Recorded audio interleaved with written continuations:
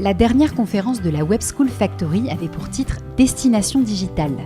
4 experts du recrutement ont échangé sur les opportunités qu'offre Internet. DBN vous propose les meilleurs moments. On a fait une étude avec Ernst & Young pour ressortir vraiment les chiffres clés du monde digital.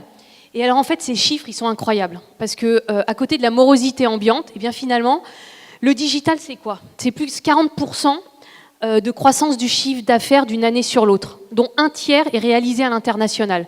Ça veut dire que c'est des boîtes qui sont énormément dynamiques, qui savent s'exporter facilement et donc qui savent aller chercher leur marché. Ça veut dire que toutes les startups recrutent, tous les grands groupes digitaux recrutent, et puis toutes les entreprises, les autres, dans tous les secteurs, ont besoin de recruter des profils digitaux. Il est là l'écart entre le fait que d'un côté, il y a 5 millions de chômeurs, mais il y a quand même 1 million d'emplois non pourvus, c'est parce qu'on a dramatiquement besoin de vos profils. Et là, tout de suite, pas dans 10 ans. Dans le digital, c'est qu'il y a 2 mouvements. Une ouverture d'esprit sur des nouveaux profils.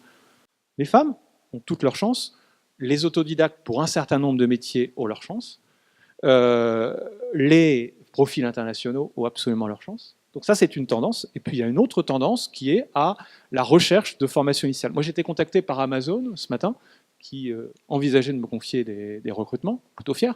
Ils m'ont dit, on va regarder la formation initiale. Google, idem. Donc, ne croyons pas qu'on aurait un monde du digital qui ferait abstraction de critères objectifs n'allant que sur les critères de comportement, et tout inversement, un monde classique qui ferait exactement l'inverse. Vous êtes tellement différent du fonctionnement des grandes entreprises que le fait que vous arriviez dans ces entreprises, ça va les transformer. Ça va les transformer. Vous allez les faire passer d'un modèle très structuré à un modèle plus ouvert, plus agile. Vous allez les faire passer d'un modèle très refermé, plutôt assis sur leur réputation, sur leurs informations, à un modèle plus partageur, plus ouvert, plus tourné vers l'extérieur. Par votre simple présence, même sans vraiment le vouloir, vous allez réaliser des transformations colossales dans les entreprises. Plus j'irai vers la jeune start-up, plus les modèles disruptifs m'intéresseront. Mais je sais aussi que quand cette entreprise grandira, elle aura besoin de managers un petit peu plus normés. Et je pense, pour revenir aux fondamentaux, que le passeport de formation initiale, entendu au sens large, parce que la formation initiale, ce n'est pas seulement ce qu'on apprend à l'école, c'est ce qu'on apprend autour de l'école par des projets, en créant très vite son entreprise, en faisant du freelance, etc. Ça sera assez structurant pour permettre les adaptations aux nouveaux métiers de demain. Je pense qu'il y a 2 voies possibles.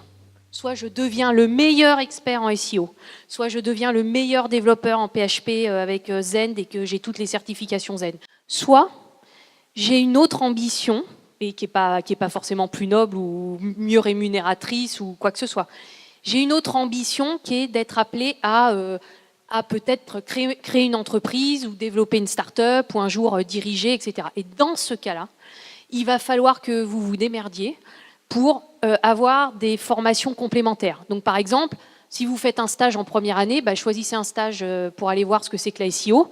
Et puis en deuxième année, vous allez aller au service financier. Puis en troisième année, vous allez faire du marketing. Vous devez choisir une voie. Soit vous allez être un profil de manager et il vous faut des compétences en finance, en market, en management, quelques compréhensions techniques, mais là on ne vous demande pas de savoir développer parce que vous allez choisir les meilleurs devs. Soit si vous choisissez l'autre voie, il va falloir que vous soyez le meilleur dans un secteur.